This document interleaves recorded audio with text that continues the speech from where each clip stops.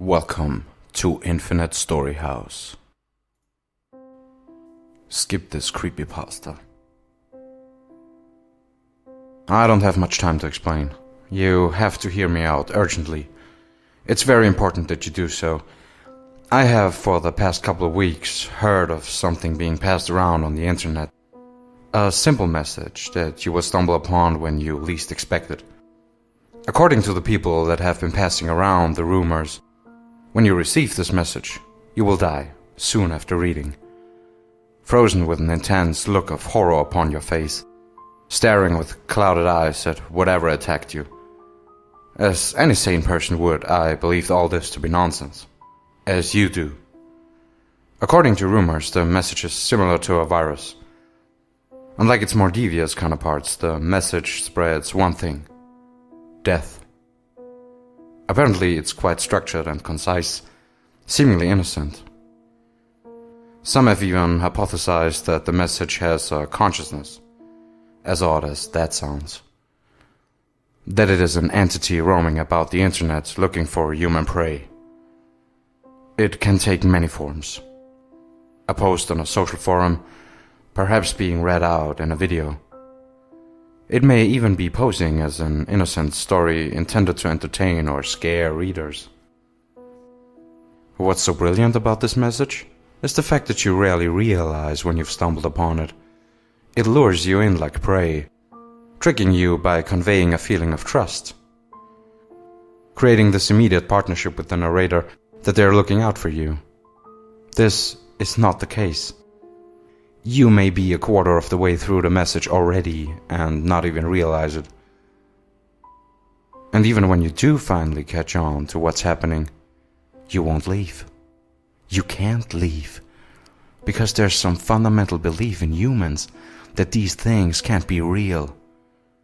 That these demonic entities only exist in the imagination, in movies and horror films. Even those more switched on than the rest. Those who catch on quickly will still remain regardless, despite the warning signs. The entity has adapted itself to the human world you see. It has listened, watched, and taken in everything around it. Regarding the behavior of its prey, what do they fear? What do they seek? What are their weaknesses?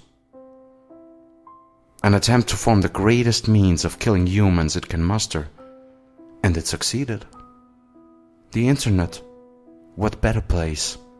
Millions of people tune in every day on their phones, computers, and laptops. And humans are stupid as well. Stupid because they won't believe in such things. They have been raised in such a way to regard anything paranormal as make-believe. Like fools, they will pass around the demonic message to each other, showing their friends how weird or cool it is. After all, why should you fear something if you do not believe in it?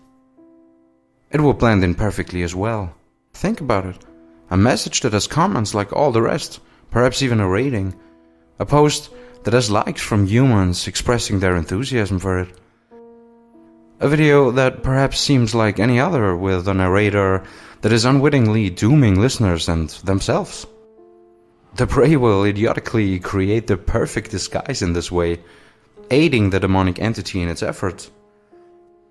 The message itself even uses language devices to attract the prey, similar to how a carnivorous plant may draw a fly to its death. Devices such as reverse psychology are used in the title. The fact that the narrator feigns fear or panic in the first opening sentences to intrigue. As the message continues, the humans will realize that the narrator is, in fact, the malicious entity they had heard about. You must have realized by now that this is the message. Will you leave the page? No, you won't. That's what's so fiendishly brilliant about it. A little bit more to go and you're all powerless to leave. Powerless to stop your eyes passing from word to word. You see, there's no way humans can resist the urge to find out how this message will conclude. Even afterwards, you may still refuse to believe, will still cast away any fearful thoughts.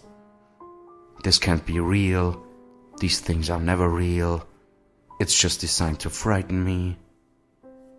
You've been occupied now for approximately 3 minutes.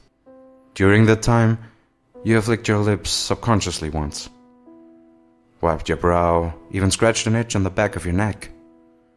You didn't notice you had done all this, but I did. How? Because I have left out one big gap in the story. What is it that kills you? The message itself? Oh no. The message is a distraction. You don't notice things when you are so captivated by something. Your scratches and itches are one thing. But did you not see your door open briefly? Did you not hear that rustle as something slid into your room?